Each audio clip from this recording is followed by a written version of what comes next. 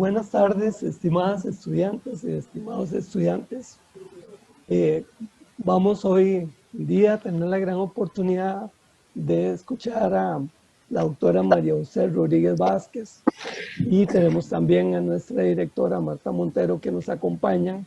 No voy a hacer más que un anuncio de la doctora y ya la doctora de aquí en adelante conduce para que nos diga cosas muy interesantes.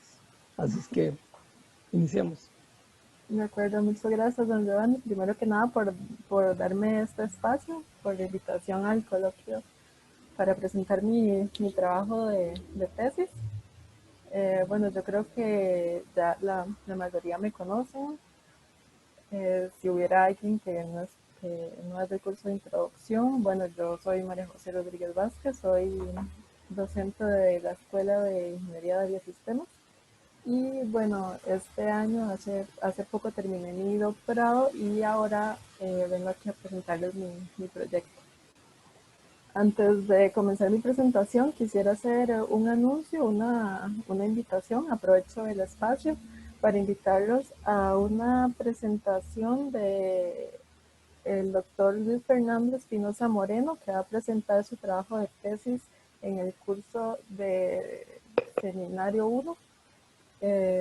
La presentación de él se titula Imágenes ultrasónicas para la gestión sostenible y racional de árboles en pie en áreas urbanas. En la página de la escuela del Facebook está la invitación. Están cordialmente invitados. Bueno, comenzamos. Entonces, mi proyecto se titula Evaluación de la gestión de turberas para reducir el impacto del cambio climático por los incendios en turba. Y este proyecto fue desarrollado en el sur de Sumatra, en un distrito que se llama Ogan Komering en Indonesia.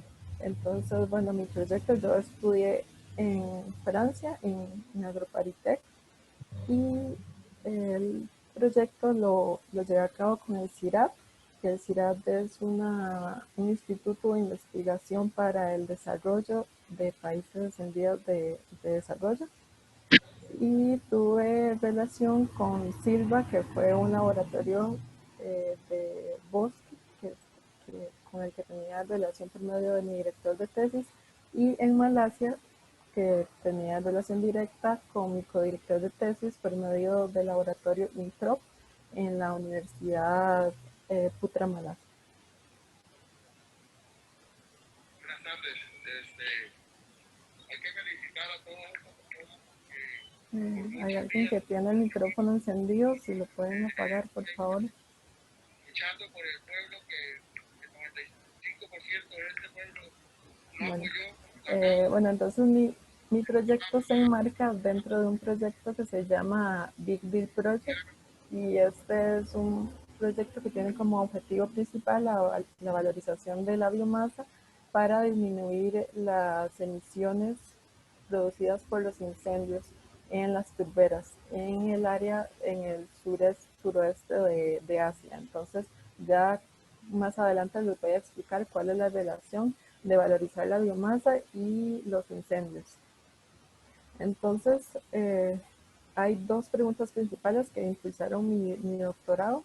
Aquí, para los estudiantes del curso de introducción, pueden ver que la semana pasada discutimos sobre diseño experimental y sobre fundamentos de estadística. Entonces, puede ser interesante que a lo largo de mi presentación vayan detectando como las cosas que comentamos la semana pasada. Una de las cosas fue la definición de la pregunta de investigación. Entonces, bueno, en este caso, disculpen, se me olvidó decir al principio que mi presentación es en inglés. Bueno, entonces las dos preguntas que motivaron mi doctorado fue cuál es el impacto si continuamos con el mismo manejo de turberas, utilizando el fuego principalmente en el cambio climático. Y la segunda pregunta fue cuántas emisiones nos vamos a evitar si cambiamos estas prácticas y implementamos escenarios de valorización de la biomasa. Entonces, para que entiendan un poco más el contexto de esto que les acabo de decir, les voy a introducir. Bueno, entonces, ¿por qué trabajar en las turberas? Las turberas es un ecosistema que se refiere a la acumulación de turba en un espacio sin importar si hay vegetación o no. Entonces, la turba es la acumulación de biomasa. Y bueno, esto es bastante importante porque a nivel mundial cubren un 3% de la masa terrestre. De este 3%, 87% se encuentra en la zona boreal y templada, y el otro 13% se encuentra en las zonas tropicales. Es un área bastante significativa. Aquí en la imagen que tenemos al frente podemos ver las partes más oscuras, es donde se encuentra la mayor cantidad de turbas en el planeta. Bueno, mi proyecto se enfocó en las turberas tropicales. Podemos ver a donde se encuentra más turba tropical es en el Amazonas, seguidamente en el sureste de Asia, y por último en África. Mi proyecto se enfocó en el sureste de Asia. Entonces, ¿cómo se forma la turba y cuál es la dinámica de carbón? La turba se forma cuando la producción primaria neta es mayor a la tasa de descomposición. ¿Qué quiere decir esto? Por ejemplo, aquí vemos una imagen. Podemos imaginar antes esta parte café de la imagen se refiere a la turba. Podemos imaginar antes de que este proceso pasara teníamos nada más suelo mineral, y se dio las condiciones adecuadas, ya sea había un lago, un río, un riachuelo, que propició la acumulación de biomasa. La biomasa puede venir de residuos agrícolas, de un bosque, de zacate, de cualquier tipo de vegetación. Entonces resulta que esta biomasa se empieza a acumular acá, y se da en ambientes inundados, en condiciones anaeróbicas. Como está en condiciones anaeróbicas, no da tiempo de que se oxide y se pierda como gas. En ese momento es cuando la biomasa se comienza a acumular, y es un proceso muy largo de cientos de años que el carbón orgánico se convierte en carbón inerte. Entonces, al final de cuentas, acumulamos una profundidad de hasta 15, 20 metros, se ha encontrado en algunas turbas. Y en este caso, cuando los ambientes son inundados, lo que se tiene es una pequeña producción de metano, pero se sigue conservando todo el carbón. Entonces, podemos ver acá una capa, un zoom de la capa de suelo. Tenemos la primera capa que se llama acrotel. No sé la verdad cuál es el nombre en español, es una palabra muy técnica. Esta capa es la más nueva, donde se acumula la biomasa, y la segunda capa, la más profunda, catotel, es a donde ya el carbono es inerte. Entonces, esto es muy importante en el cambio climático porque es un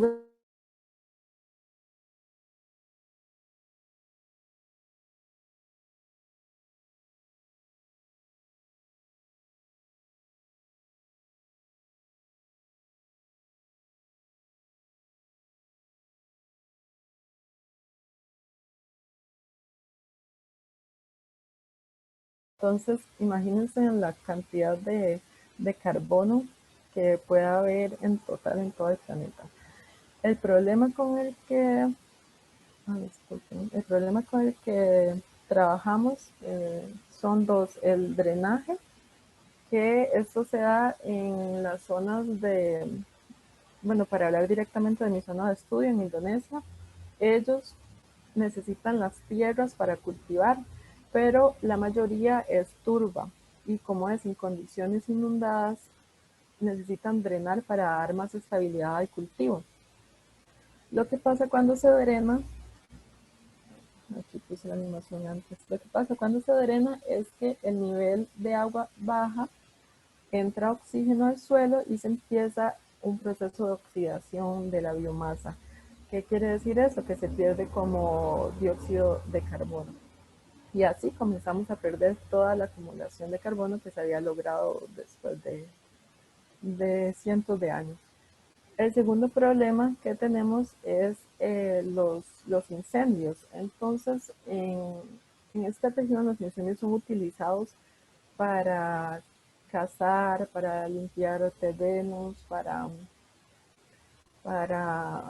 apoderarse de tierras o también para limpiar los residuos agrícolas que quedan después de la cosecha. Entonces, en mi trabajo yo estimé el impacto de los dos, pero me enfoqué más en los incendios. Entonces, el problema que trabajé fue el uso de incendios en tierras agrícolas y forestales.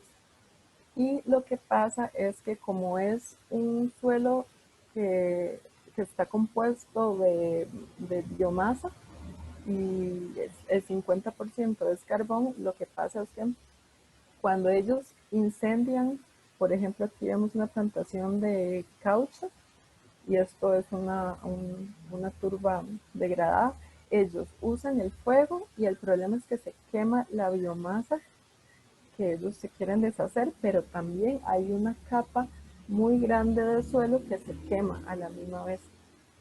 Por tener gran contenido de carbono, este tipo especial de suelo, las emisiones son muy altas. Y aún hay otro problema, que cuando que los incendios no siempre se pueden controlar, se salen de control porque resulta que es un tipo de fuego muy especial porque el fuego se provoca en un punto, pero se puede trasladar por debajo del suelo sin que nadie lo vea hasta 1 kilómetro de largo. Y bueno, ahí abajo, lo que pasa abajo es, bueno, es otra historia que no me voy a meter en esto, pero bueno, se da como un proceso de pirólisis por la falta de oxígeno, pero se sigue quemando. Entonces, estos incendios se ven aún más intensificados por fenómenos naturales, por ejemplo, el Niño. Aquí les puse algunos episodios de fuego en esta zona que han sido los más fuertes para darles una idea de lo fuerte que ha sido. En el episodio de incendios del 97-98 se estima que las emisiones de carbón fueron entre 810 y 2.600 millones de toneladas de carbón. De esta estimación, 70% corresponde al carbón perdido del suelo, el otro 30% a la biomasa aérea. Entonces por esa razón yo me enfoqué en el impacto, en estimar el impacto y realizar el análisis de ciclo de vida que se los voy a presentar a continuación, para evitar la pérdida de carbón del suelo específicamente. Entonces, ante este problema, bueno, este problema se hizo de interés regional porque la cantidad de humo que salía en esos incendios afectaba a todos los países vecinos. No solo era un impacto local, sino que, por ejemplo, en la época de fuegos de Indonesia, estando en Malasia o en Singapur o cualquier país vecino, toda la ciudad está llena de humo, tanto así que no se puede ver a 2 metros. Entonces, en ese momento fue cuando el problema se hizo de interés regional. Entonces, para esto se crearon diferentes iniciativas, que son las iniciativas que les muestro aquí a la par. Son nombres de iniciativas, pero sin embargo podemos ver que no han funcionado pues muy bien. aquí en el gráfico les muestro, es un gráfico de la actividad de fuego. Esta información, la base de datos la tomé del satélite Aquaterra de la NASA. Y entonces aquí les hice un gráfico para mostrarles que los incendios continúan, a pesar del gran esfuerzo de las iniciativas, los incendios continúan. Podemos ver aquí una disminución de incendios en algunos años, pero esto está ligado totalmente a que en estos años donde hay disminución es porque no ha habido un fenómeno del niño fuerte, no precisamente porque la población haya dejado de usar el fuego. Entonces, ¿cuál es el problema? El problema es la falta de incentivos dirigidos hacia la población, hacia los productores agrícolas y forestales que utilizan el fuego como herramienta para los fines de cada uno. Entonces, en este proyecto nos preguntamos cómo podemos disminuir el uso de fuego. Pues tenemos que ir directamente a la población porque son ellos los que usan el fuego. Entonces hay que crear un incentivo. ¿Qué incentivo podemos crear? Entonces, aquí fue cuando salió la idea de valorizar la biomasa, darle un valor extra y incluirlo como un tipo de sistema de economía circular en vez de quemarlo. Entonces, todo lo que a ellos les estorba y normalmente lo queman y provocan esos incendios, bueno, le vamos a dar un valor. Y este valor va a repercutir directamente en la población porque son ellos los que se van a ver beneficiados con un nuevo ingreso económico, vendiendo la biomasa para valorizarla. Entonces, elegimos 3 tipos de valorización para evaluar la producción de bioetanol a partir de esa biomasa, la combustión directa y la producción de paneles de madera comprimida. Elegimos estos 3 tipos de valorización porque son tecnologías que existen actualmente en la zona. Entonces es más fácil de implementar la utilización de residuos si ya existe esta tecnología. Entonces por eso fue que elegimos estas opciones para valorizar. Entonces los objetivos de mi tesis son 3. El primero se basa en la estimación del impacto si continuamos con el uso de fuego en esta región, y en este caso la estimación fue para toda esta región. El objetivo 2 se enfoca en mi zona de estudio, que aquí la vemos en rojo, y bueno, este es el zoom de mi zona de estudio, Oganko-Meringuilir, y el objetivo es hacer un análisis de ciclo de vida de diferentes escenarios de manejo de la tierra para ver si podemos disminuir el uso de fuegos y por lo tanto las emisiones, valorizando la biomasa. Y el tercer objetivo es un análisis socioeconómico de la implementación de estos escenarios en OKI. OKI es la zona de estudio, es el nombre abreviado. De hecho, para los estudiantes de introducción, en alguna de las 2 clases que hablamos anteriormente, yo les mencioné que es muy importante la parte socioeconómica, por más que no seamos sociólogos o economistas, es muy importante siempre involucrarla porque de eso depende mucho el éxito del proyecto, la aceptación del proyecto en el área de interés. Entonces, bueno, por esa razón aquí es un ejemplo, aquí realicé este análisis que ya casi se los explico con más detalle. Ahora voy a introducirlos un poco a la zona de estudio. Oganko-Meringuilir es un distrito de la provincia Sumatra-Selapán, está en el sur de la isla Sumatra. Entonces, bueno, aquí podemos ver, Indonesia es un archipiélago que está compuesto por muchos miles 1500 islas, si no me equivoco. Y Sumatra es la más grande. Mi zona de estudio está justamente aquí, en el sur de Sumatra. Entonces, esta zona de estudio tiene una área de 19.000 kilómetros cuadrados. Para hacernos una idea, es más o menos un 40% del área de Costa Rica. Y tenemos, bueno, la mayoría, la mayoría de mi zona de estudio es turba, es zona de turbera. Entonces, tenemos tres usos de la tierra principales. El primero es el que vemos en color azul, que son las plantaciones para pulpa. El tercer uso de suelo son turberas degradadas, quiere decir que después de los 80 que fueron deforestadas, ahora están ahí como en abandono, las usan en un tiempo para agricultura, luego las abandonan, a eso se refiere turba degradada. Y por último tenemos las plantaciones de aceite de palma.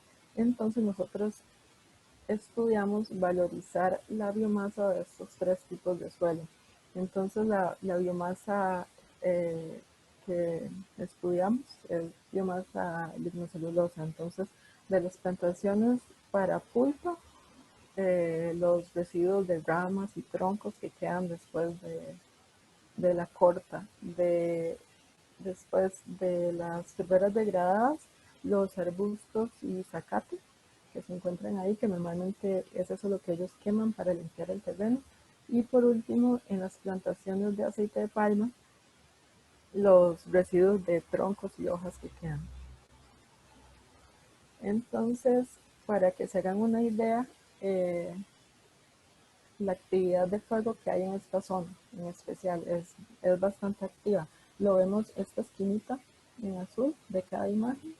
Aquí está del 2002 al 2018.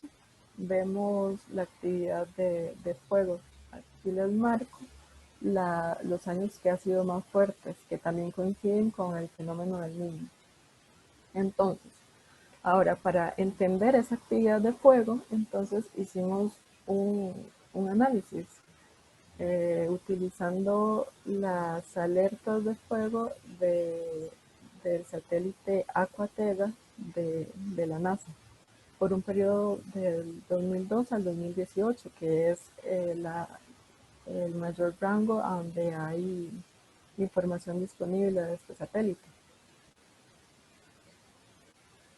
Seguidamente, lo que hicimos fue analizarlo por medio de raster. Entonces analizamos la ocurrencia de fuegos por cada píxel y sacamos un promedio ponderado de los números de años donde en cada píxel encontramos fuego en este periodo 2002-2018.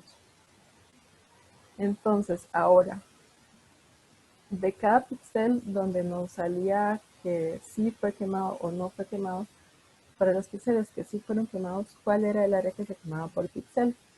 Eso fue una gran pregunta y de hecho es un gran análisis que yo no lo hice porque no tuve tiempo. Ese estudio es prácticamente una tesis, entonces no tuve tiempo de hacerlo y por lo tanto tomé una referencia bibliográfica que dice que aquí vemos un píxel, el punto rojo es para ilustrar una alerta de fuego y en el naranja vemos el área que se quema. Entonces, de acuerdo a un estudio, dice que el área que se quema es entre 15 y 16 hectáreas por cada alerta de fuego que da el satélite. Entonces, en base a eso, pudimos estimar el área que se quemaba. Entonces, bueno, aquí tenemos el porcentaje de cada píxel que se quemaba, dependiendo al número de alertas por cada píxel. Entonces, la importancia de saber esto es que a partir de este resultado pudimos estimar las emisiones las emisiones de carbono en cada incendio. Por la combustión del suelo y por la combustión de biomasa también. Seguidamente, Bueno, aquí seguimos la misma área de estudio. Entonces, si hablamos de valorizar la biomasa, quiere decir que la tenemos que recoger de cada plantación y transportarla a la plataforma donde va a ser transformada. Entonces, eso tiene un impacto ambiental y tiene un costo. Entonces, por esa razón realicé un análisis de transporte de biomasa. Todos estos análisis que les estoy hablando es en base a imágenes raster. Entonces, detecté 5 puntos principales donde la biomasa se podría transportar. Entonces, bueno, aquí vemos los triangulitos rojos, son los cinco localidades donde la biomasa se podría transportar para valorizarla. Y ahora, ¿cómo transportarla? Esto es una zona muy peculiar porque no hay una carretera en buen estado. Entonces, ellos usan dos tipos de transporte. Recuerden que les dije que es una área de turba, quiere decir que todo está inundado y por lo tanto hay canales donde se puede transportar en barco. Entonces, ellos normalmente usan barco y camión y es muy normal que usen los dos tipos de transporte en un solo viaje, porque normalmente llega un punto donde la calle está en muy mala condición, entonces tienen que pasar la mercadería al barco y terminar el viaje. El tema de transporte sí es bastante complicado acá, por eso fue que realizamos este estudio. Entonces, podemos ver aquí en el mapa en azul, son los caminos que podría recorrer el barco y en amarillo el camión. Entonces, estas 4 plataformas que les muestro aquí en rojo, yo las elegí porque ahí es donde ya existen plataformas para este tipo de valorización que nos interesa. Entonces, sería nada más incluir la valorización de residuos en esas tecnologías. Y esta última localización, ahí no hay nada, pero la tomé como punto estratégico para transporte, porque aquí es como un tipo de puerto para sacar todos los productos y transportarlos, ya sea a Indonesia, que está al frente, o a los países vecinos. Entonces es un punto estratégico para transporte del producto. Entonces, bueno, aquí les puse una imagen para que se dieran una idea de las calles que se encuentran por ahí. Esta imagen que ven acá a la derecha es un viaje de una gira que yo hice, que de hecho duramos unas 8 horas para hacer 100 kilómetros, ¿verdad? Y bueno, entonces aquí les muestro las diferentes capas que utilizamos en las imágenes raster y les, les adelanto un resultado, la distancia mínima y máxima que encontramos entre diferentes puntos de las plantaciones a estas plataformas, a estas localidades, sería entre 0 y 133 kilómetros. Entonces, bueno, hasta ahora lo que les presenté era más que todo aspectos de logística. Ahora voy a presentarles el análisis de ciclo de vida que realicé sobre los diferentes manejos de la turba. Bueno, aprovecho para mostrar esta imagen acá. De este lado tenemos una plantación joven de aceite de palma y de este lado tenemos bosque que aún no han cortado. Es turba, digamos, aquí no se ve porque ya está drenado desde hace muchos años, pero si se entra acá es un bosque inundado. Entonces,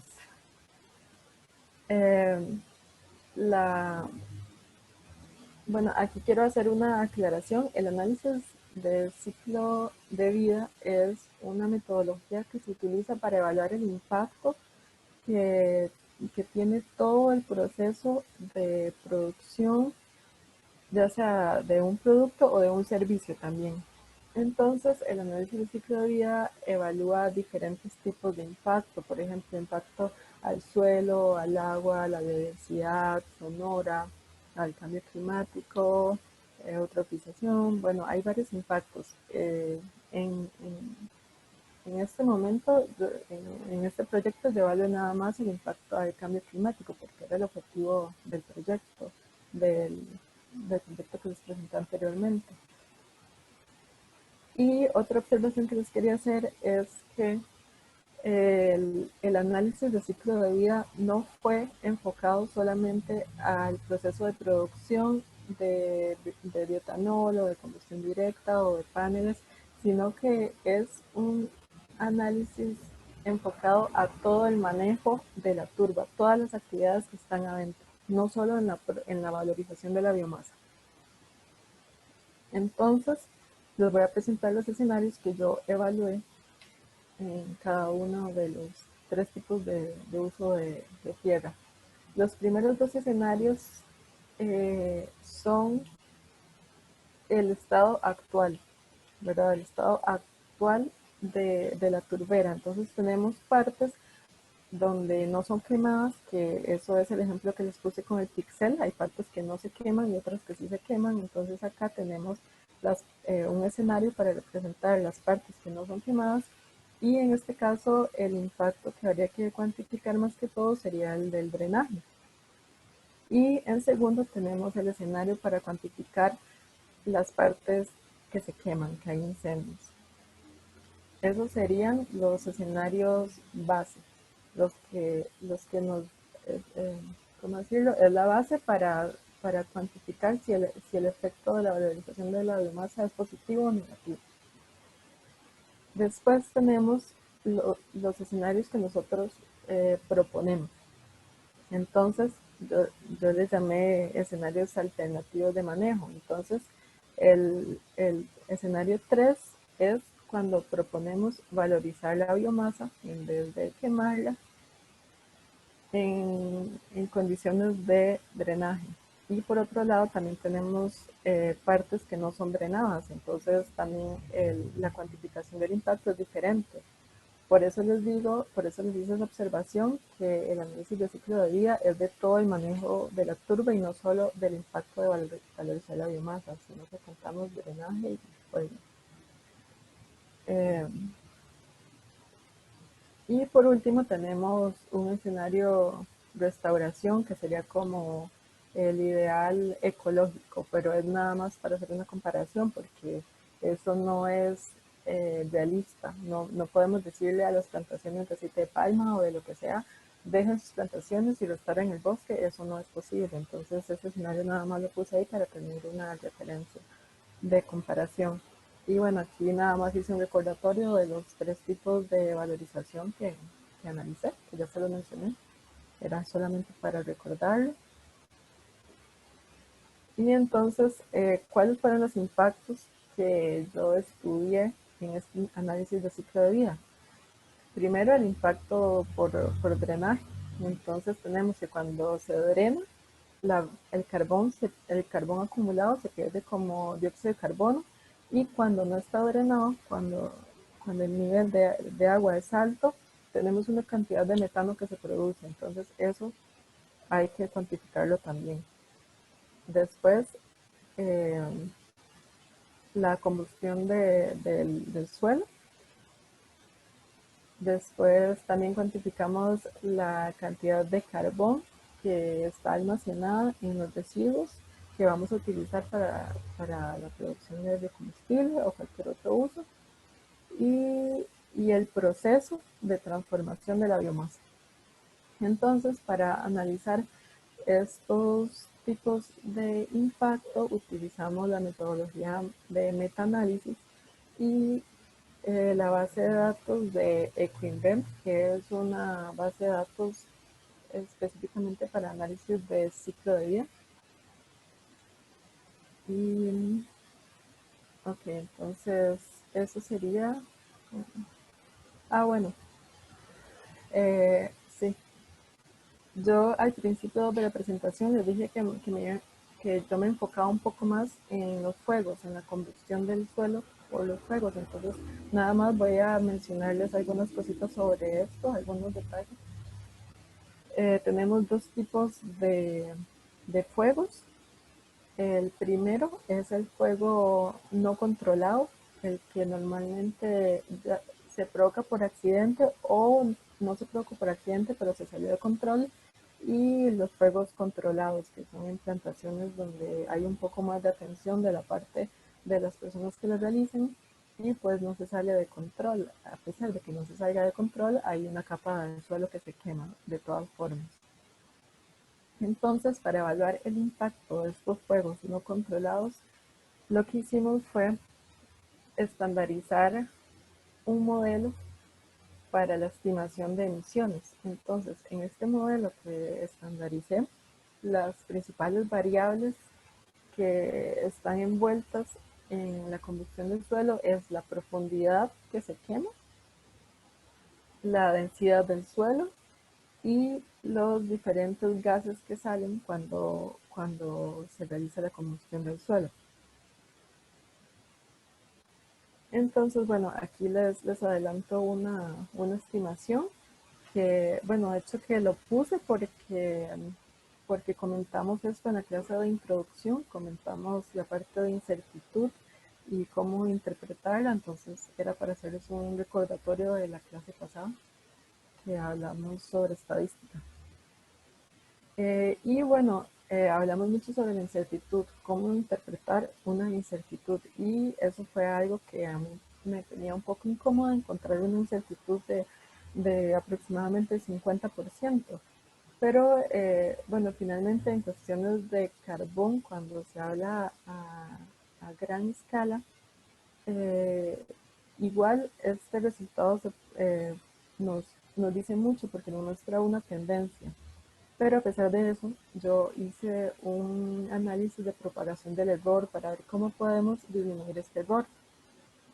Entonces, eh, yo lo que hice fue estimar de estas variables que estaban envueltas en el modelo de estimación de emisiones, estimar cuál era el que aportaba más varianza a este resultado, a este más o menos 436 toneladas. Y resulta que el resultado que obtuve es que es la profundidad que se quema del suelo la que aporta más error. Entonces, esto es muy importante porque lo que nos dice es que en futuros estudios, cuando ya vayamos a implementar estos escenarios en la zona de estudio, si queremos disminuir el error y más que todo si hablamos en términos de mercado de carbono donde ya el dinero está involucrado, pues vamos a necesitar cifras un poco más exactas y sabemos que si queremos disminuir esta incertidumbre tenemos que ir a estudiar y a afinar la metodología para medir la profundidad quemada en cada incendio. Y bueno, después, por otro lado, tenemos los incendios controlados, que eso utilizamos los valores por defecto del IPCC y hicimos una validación del metaanálisis y concordó. De hecho, que podemos ver acá que el IPCC también obtiene aproximadamente un 50% de incertidumbre. Entonces, de esa forma hicimos la validación del metaanálisis que yo realicé. Bueno, hasta acá sería la parte del impacto ambiental, la estimación de cada escenario. Ahora, lo que les voy a presentar es el análisis socioeconómico. Bueno, esta imagen es de Oki y como pueden ver, la ciudad está instalada sobre el agua. Son casas no flotantes, pero están sobre el agua, porque en verdad hay muy poca superficie de tierra firme. Entonces, aquí les puse esta foto para ejemplificarles eh, la magnitud de la turba en esta región. Entonces, para el análisis socioeconómico, lo que hicimos fue identificar los principales factores que van a influir en la implementación de estos escenarios en la zona de estudio. En otras palabras, ¿cómo podemos hacer para que esto no sea teórico, sino que lo podamos implementar realmente? Entonces, estudiamos factores de costo y factores técnicos. Entonces, los factores de costo, a partir del análisis de transporte de biomasa que yo les mostré anteriormente, ahora hice otro análisis por medio de imágenes raster, pero utilizando el costo de transporte, dependiendo de cuál fuera, si en barco o en camión. Entonces, aquí les puse un ejemplo de un resultado de una localización, ¿verdad? Entonces, podemos ver, por ejemplo, aquí en las zonas más claras, gris más claro, eso quiere decir que son las zonas más baratas de transportar la biomasa. Y lo más oscuro es lo más caro. Entonces, por ejemplo, podemos interpretar que recoger biomasa de esta zona para llevarlo a esta localidad no es rentable. Así es como se podría interpretar este tipo de resultados. Y bueno, esto mismo lo hicimos con cada una de las localizaciones.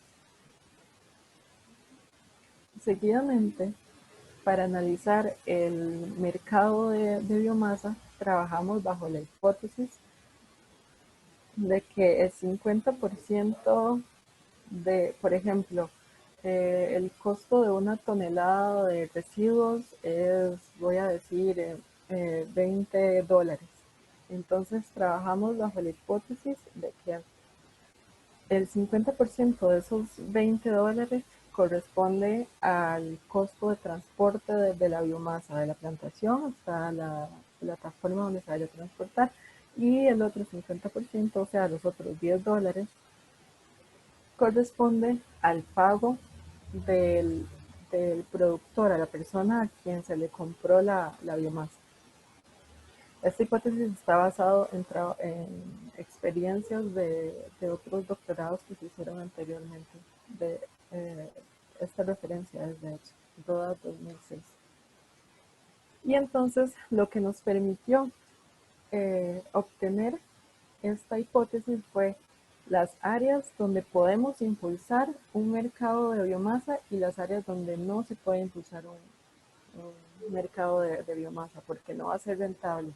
Y cuando yo hablo de rentabilidad, esto me faltó decirlo antes en la parte socioeconómica, este proyecto está enfocado en darle incentivos a la población, porque es la población el que usa el fuego. El fuego es una práctica ancestral, entonces son ellos a los que hay que ver, y también porque son las personas de más bajos recursos. Entonces nuestro objetivo era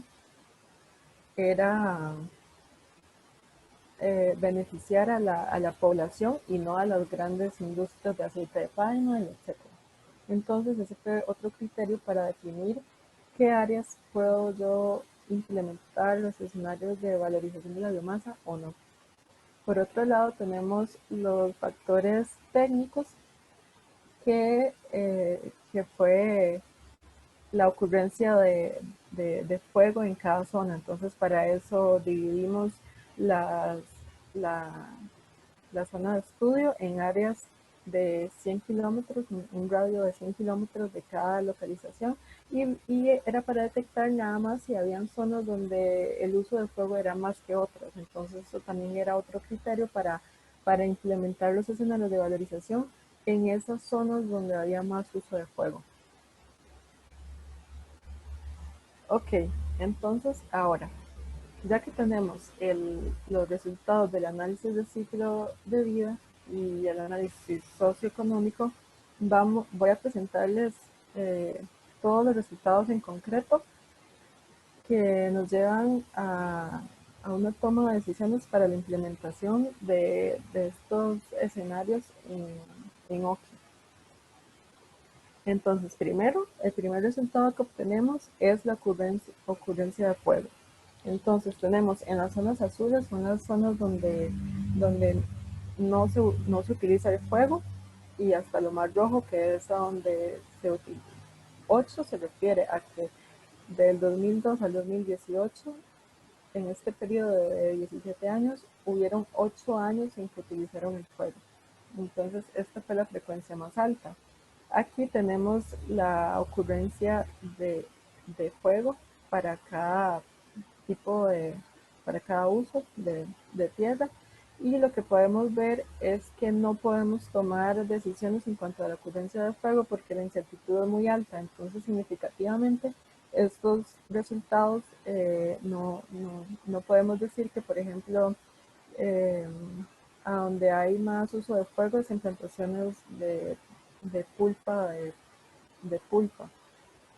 o que en las tierras degradadas hay menos, porque como ven, la incertidumbre es muy alta, entonces no podemos tomar esto como criterio. Entonces, lo que tomamos como criterio fue la parte costos.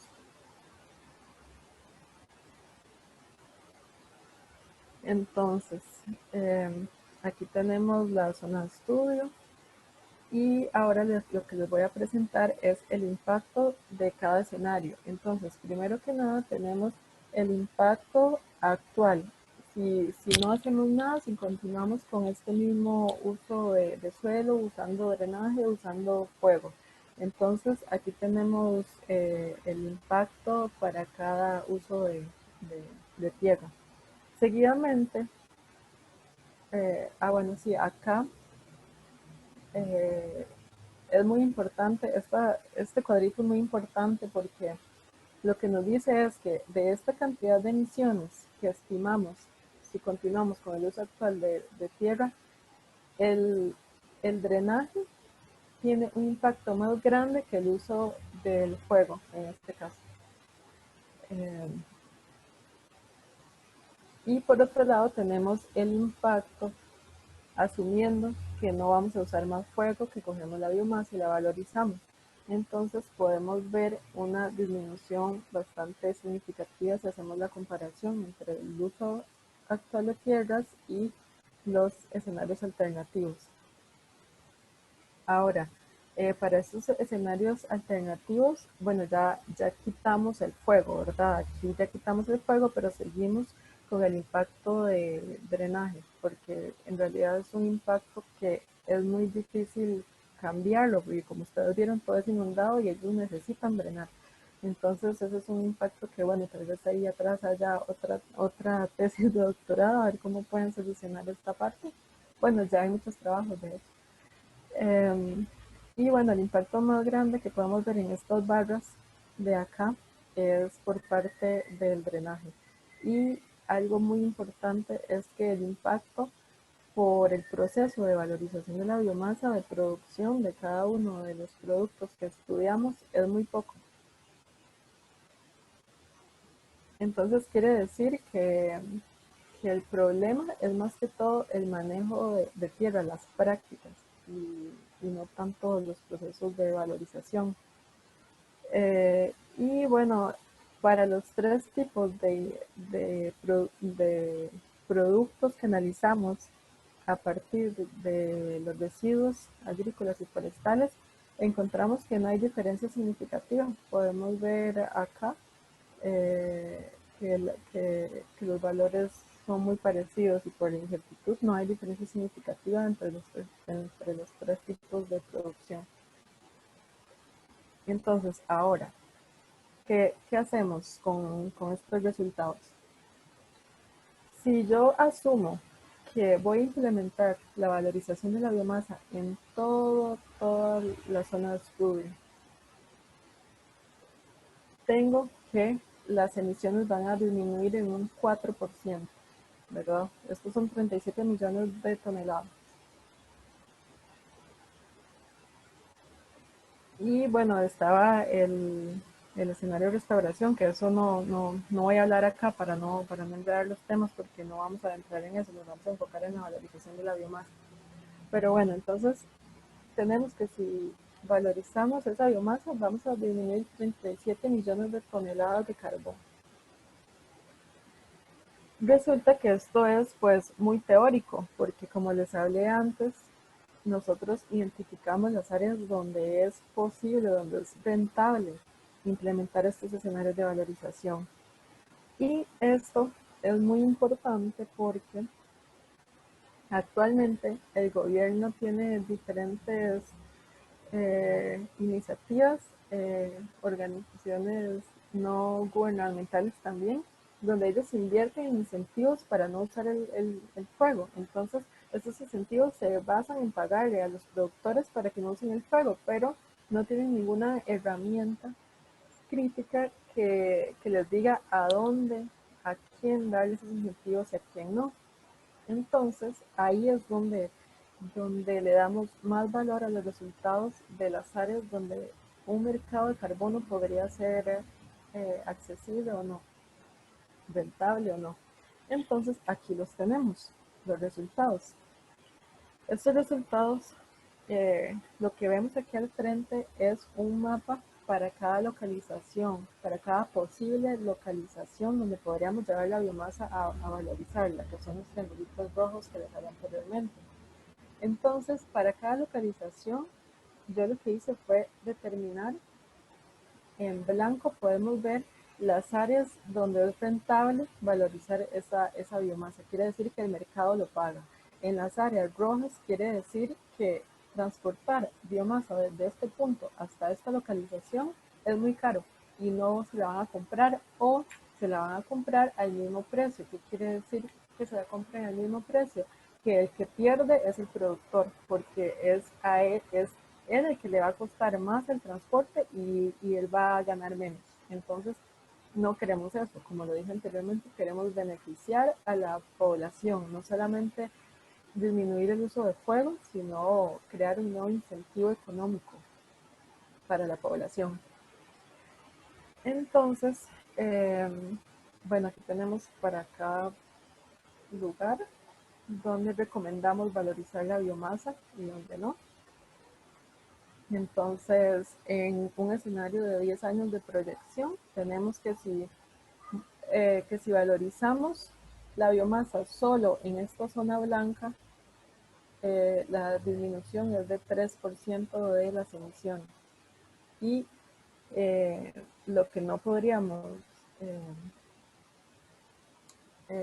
reducir en la zona roja sería un 2%. Entonces, y así para cada. Ahora, ¿cuál es el costo para reducir una tonelada de gases de efecto invernadero? El costo es entre 4 y $38. Este costo es para el mercado que impulse la valorización de la biomasa. Quiere decir una empresa, ya sea gubernamental o no gubernamental, que se encargue de impulsar este mercado de la biomasa. Es a ellos que les va a costar entre 4 y $38 la tonelada de la reducción de una tonelada de gases de efecto invernadero. Esto es muy importante porque aquí lo que pasa es que al gobierno no le cuesta nada y el gobierno está muy comprometido y de hecho que tiene su compromiso con la reducción de emisiones para el cambio climático, es parte del Tratado de Kioto, y el gobierno está muy interesado en bajar estas emisiones de carbono. Entonces al gobierno no le cuesta nada si aplicamos la valorización de la biomasa en estas áreas blancas. Y además de eso, estamos teniendo un incentivo. Entonces, lo que les dije anteriormente de que estas organizaciones invierten en incentivos sin ninguna herramienta, ahora aquí lo que nos dice, lo que yo propongo en este proyecto es en las zonas donde no es rentable valorizar esta biomasa, pues entonces ahí es donde se debe invertir la plata de incentivos. Y esta parte blanca, para reducir las emisiones de acá, el mercado de la biomasa lo va a hacer solo. Lo va a hacer solo y la población va a ganar un incentivo. Entonces al final todos ganan. Y bueno, esta parte que vemos aquí a la izquierda Es nada más para comentarles que en la parte roja, bueno, tenemos esa opción, que el gobierno invierta sus incentivos ahí, o que se implementen muchas iniciativas conservacionistas que hay en la zona de regenerar el bosque, que no en todo lado es realista, como lo mencioné anteriormente, pero que se enfoquen en las zonas donde el mercado de biomasa no se puede desarrollar. Y bueno, esta parte dije que no me iba a meter mucho en restauración para no enredar los temas, entonces esta parte de acá la podemos ignorar. Bueno, ya para concluir,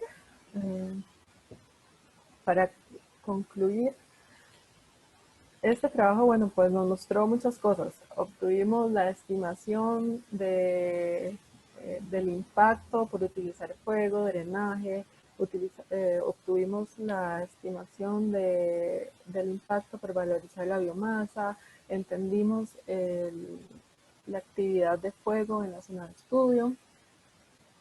También obtuvimos mucha incertidumbre, que eso nos abre más puertas a hacer más trabajos en estos temas, pero principalmente lo que puedo concluir de este trabajo es que la valorización de la biomasa es una puerta para activar una economía circular en la zona de estudio y que además nos va a ayudar con el objetivo de reducir el uso de fuego y por lo tanto las emisiones de carbono.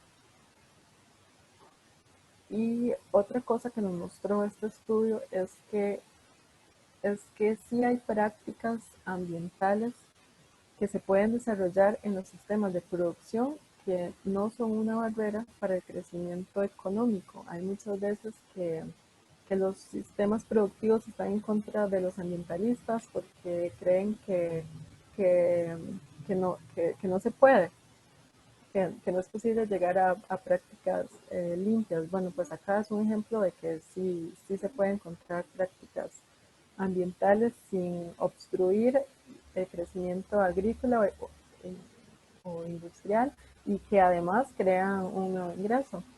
Y otra cosa que les quería resaltar acá es que este método, por ejemplo, yo lo desarrollé en Indonesia, pero es un método que se puede replicar. Podríamos decir que los modelos que desarrollé y la metodología en general que propuse es una metodología que la podríamos llamar genérica, ya que calibrando los datos de otro estudio de caso, por ejemplo, si yo lo quiero hacer aquí en Costa Rica o si lo quiero hacer en Europa, donde sea, yo puedo utilizar esta metodología calibrando los datos de cada zona de estudio.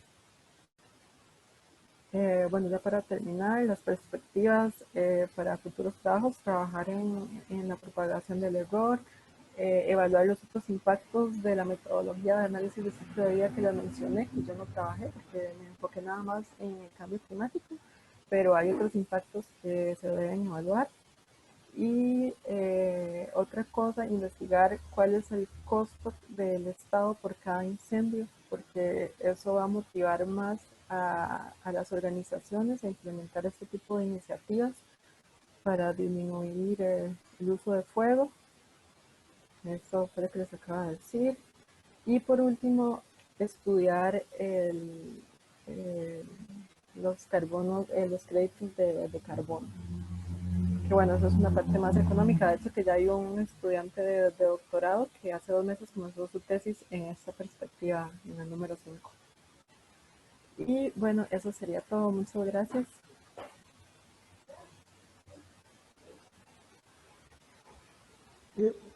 María José, tenemos una primera pregunta que es del joven Ian Aguilar. Y ¿Sí? lo que primero pregunta es, ¿qué pasaría si uno trata de replicar este proceso, pero a pequeña escala? Digamos, hacer un tipo de reservorio de agua y llenarlo de materia vegetal. El material que se obtendría podría al año ser utilizado de forma más o menos similar, y lo pregunta porque ese material es bastante caro al ser importado, creo, dice él. Sí, bueno, eso es muy importante porque recuerden que la turba, para que la turba que se compra, que se importa, que es bastante cara, estoy de acuerdo con él, es turba que, que se formó después de cientos de años. Es un proceso bastante largo de formación y de hecho que esa turba que se exporta no es producida en laboratorios, es extraída de turbas naturales, entonces no se podría hacer en laboratorio, o sea, no se podría tener un resultado después de un año, hay que esperar cientos de años para que ese carbón se vuelva inorgánico y se pueda utilizar como se utiliza actualmente. Ok. ¿Alguien más que tenga alguna eh, consulta que realizar, alguna observación?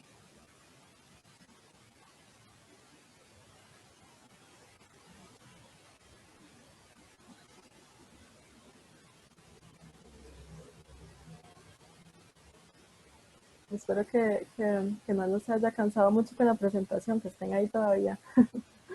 Sí, sí, sí. Eh, no Sí, pero sé, bueno, ya vi que son un poco tímidos. sí. Eh, bueno, no sé si Ah, Giovanni, ahí está una pregunta de Valeria Torres. Valeria Torres, vamos a ver si encuentro. ¿Cómo salió? Perdón, es Valeria Torres y lo que pregunta es lo siguiente. ¿Cómo salió la oportunidad para realizar el proyecto en un lugar tan alejado y por qué el interés fue en esa zona y no en los otros lugares de los que se comentaron o que se hablaron? Bueno, sí, el CIRAP, a donde les mencioné que hice mi proyecto, es un instituto que trabaja en países en vías de desarrollo. Entonces, es una institución francesa, pero que todos sus proyectos son en el extranjero, no son en Europa. Entonces, eh, yo llegué a la unidad de bioenergía y bueno, tenía dos oportunidades en realidad. Uno era en trabajar directamente con el proceso de pirólisis, pero todo era en plataforma y eso no era como mi interés. Mi interés era más que todo trabajar a una escala macro. Entonces, hablando con diferentes investigadores para llegar a un acuerdo de un proyecto de tesis, me topé con este investigador que me contó sobre este proyecto en Indonesia y me pareció súper interesante porque primero, Indonesia es un tipo de clima y un tipo de ecosistema que se puede comparar con Costa Rica. Entonces, me pareció bueno, en ese momento no tenía mucha perspectiva así tan a largo plazo, pero me pareció que el hecho de que fueran ecosistemas diferentes, disculpe, similares, que me podría dar la oportunidad de aplicar lo que aprendiera en Costa Rica. Y después porque me llamó mucho la atención cómo se integraban diferentes temas. Por ejemplo, tenemos por un lado los juegos que llamaron la atención por el impacto de la salud más que todo. Y entonces este proyecto que les presenté al principio de mi director de tesis, él se fue directamente a buscar el problema, no las consecuencias, sino el problema. Y bueno, y él vio que era la biomasa que se quemaba lo que provocaba todo este alboroto en toda la región. Y entonces me llamó mucho la atención toda la combinación de, de disciplinas. El impacto de la salud que llevó a determinar el problema, que donde hay un problema hay una oportunidad y la oportunidad fue valorizar esa biomasa y como bioenergía, que era mi interés también, la bioenergía y además de esto, la implementación, la parte socioeconómica, que yo ya había estado metida mucho en esa parte, bueno, no metida, pero estaba un poco incómoda de proyectos que fallaban solamente porque no se tomaba en cuenta la parte social y en ese proyecto estaba todo lo que me interesaba, entonces así fue como llegué a Indonesia. Ok. La siguiente pregunta es de Marta Montero y ella nos pregunta, ¿cuál es la diferencia entre las turberas en zonas tropicales y en zonas templadas? Mm. Bueno, la diferencia más que todo se basa en la temperatura, porque en las zonas templadas es temperaturas bajas, entonces la descomposición de la materia es mucho más lenta que en zonas tropicales. Entonces, sin embargo, a pesar de que la descomposición de la materia es más rápido en, en las zonas tropicales, podríamos decir que la producción de turba es más lenta en zonas tropicales, porque como se descompone más rápido, los gases se van para la atmósfera, mientras que en las zonas boreales, donde la temperatura es más baja, se pierde menos carbón como gas, sino que sí da tiempo de que el carbón se convierta en inorgánico. La diferencia también está en que a pesar de que la descomposición de biomasa es más rápida en el trópico, hay más producción también, ¿verdad? Porque en las zonas boreales la producción de biomasa es muy lenta por las temperaturas, eh, entonces sí, esa sería la principal diferencia, la actividad microorgánica de la descomposición de suelos en cada uno. Ok, la siguiente la tenemos de parte de un profesor de ustedes que van a tener más adelante y me agrada que estés por acá, Felipe Calleja. Y Felipe nos pregunta, ¿por qué utilizaste el satélite mencionado para el análisis del área afectada por el fuego? ¿Y qué características te hicieron elegir ese satélite en específico y no otro como el Landsat? Uh-huh. Sí, porque bueno, de hecho que el Landsat lo consideré cuando estaba hablando sobre el área quemada, pero al final, como dije, no me pude meter en ese tema porque el Landsat lo que da más que todo es el área quemada. El Aquaterra lo que da son las alertas, son vectores, son puntos. Entonces, en ese caso, de hecho que la decisión no fue entre Landsat y Aquaterra, fue entre Sentinel y Aquaterra, porque Sentinel me daba ese mismo tipo de información. La razón por la que yo utilicé Aquaterra y no utilicé Sentinel fue porque el Sentinel comenzó en el 2016 a dar ese tipo de información. Y yo lo que ocupaba ver era la actividad de fuego en un largo plazo. Y Aquaterra me daba esa información desde el 2002. Entonces yo podía hacer análisis de ocurrencia de fuego, de frecuencia de fuego, en un periodo más significativo. Sin embargo, me quedé con las ganas de comparar, por ejemplo, la información del satélite Sentinel, aunque fuera a partir del 2016, ¿no? No hay problema. A ver, comparar la información de esos dos satélites para ver si habían diferencias significativas. Porque como vieron, la ocurrencia de fuego que encontré era con una incertidumbre muy grande y no me permitió saber en cuál uso de tierra era más frecuente el fuego o no. Entonces me quedé con las ganas de hacer esa comparación de datos entre los dos tipos de satélites. Ok. La otra pregunta que tenemos es de parte de un estudiante, John, que nos pregunta que si las lagunas de oxidación podrían ser pequeñas turbas. Sí, hay de todos tamaños. En realidad no hay una medida mínima para decir que es turba o no. Ok. Tal vez a lo que puedan agregar Sí. a eso es que no hay Tal vez no en área, en superficie, pero digamos, si hay características para determinar si, si se clasifica como turba o no, y se basa más que todo en la profundidad, no en el área, no en la superficie, sino en la profundidad. Y para decir que es turba, la profundidad mínima que tiene que tener esa acumulación de biomasa tiene que ser, según la FAO, 30 centímetros como mínimo de profundidad de acumulación de biomasa para decir que es turba. Ok. Y espérese. Fabián Sánchez nos pregunta acerca de, deme un momento a ver si estabilizo esto.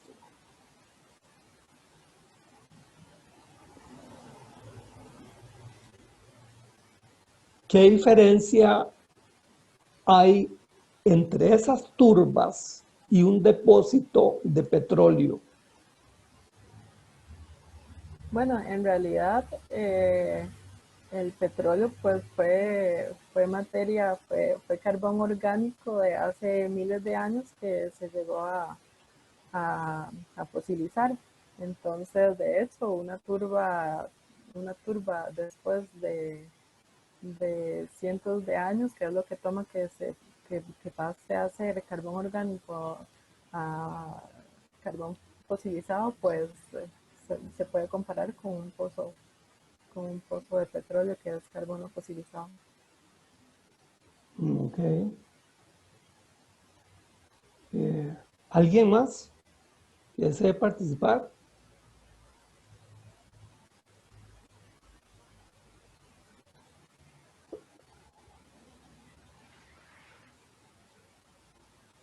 Bueno, yo creo que